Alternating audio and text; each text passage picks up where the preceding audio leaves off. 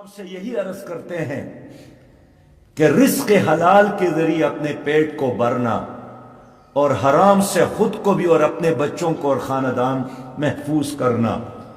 اس زمانے کا ولی وہ نہیں ہے جو عمرہ اور سال میں بار عمرے کرتے ہیں، جو احتیاط کے ساتھ رزق حلال۔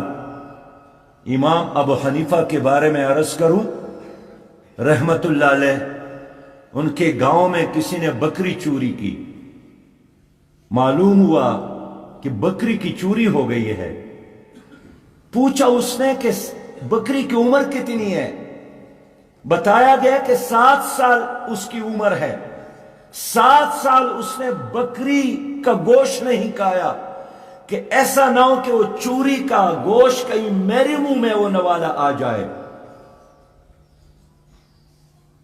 حد الامکان کوشش کرے، بھوک سے کوئی نہیں مرتا ہے۔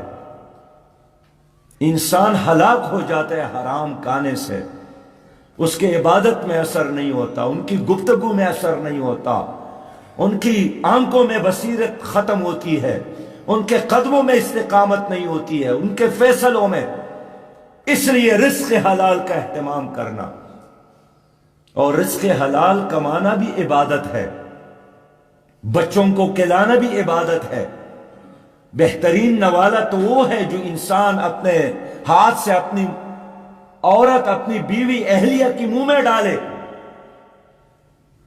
میرے بھائیوں، اس لیے اگر آپ کی انفرادی زندگی مثالی بن جائے، آپ کے دل میں سرور، سکون اور اطمینان کی دولت ہوگی، پھر دنیا آپ کو شکست نہیں دے سکتی ہے، پھر میڈیا آپ کو شکست نہیں دے سکتی ہے۔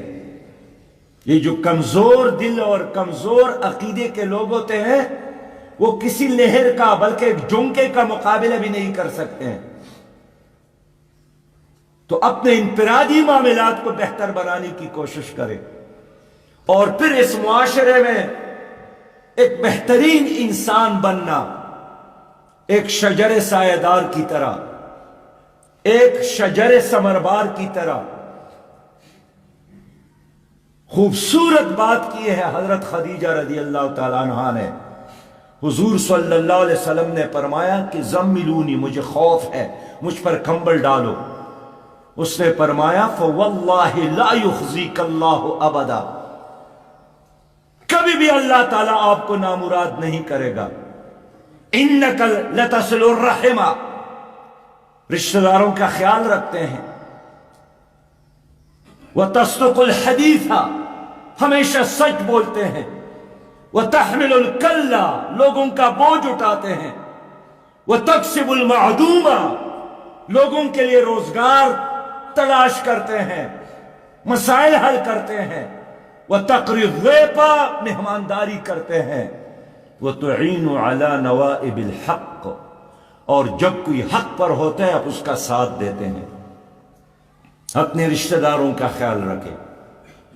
رشتے کے بارے میں قیامت میں پوچھا جائے گا۔ جدید مغربی تہذیب بلکہ دجالی تہذیب نے رشتوں کو تار تار کیا۔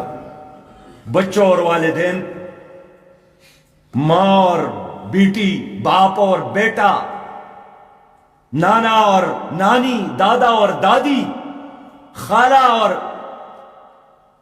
باقی رشتہ دار، یہ سارے رشتے اب کتابوں میں ہیں۔ مغربی دنیا اس لیے تباہ ہو گئی، انسان تنہا ہو گیا ہے۔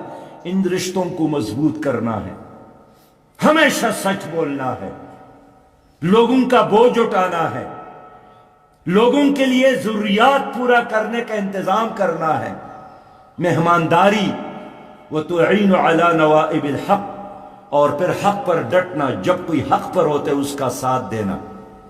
میرے بہت ہی پیارے